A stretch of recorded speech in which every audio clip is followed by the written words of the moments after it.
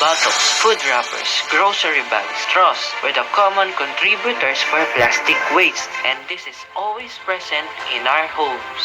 A whopping 8 million tons of plastic winds up in the ocean each year, endangering wildlife and polluting ecosystems. This number is expected to grow to 90 million tons of plastic without improvements to waste by the year 2030. This can have harmful effects on the environment, animals, and on humans.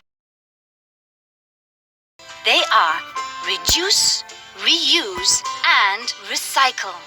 Reduce. Avoid the usage of plastic products and switch to the alternative ones. Reuse. Many plastic items can be reused or used for different purposes. Let's consider how they can be reused. Recycle. Plastic recycling consists of collecting plastic waste and processing it into new products.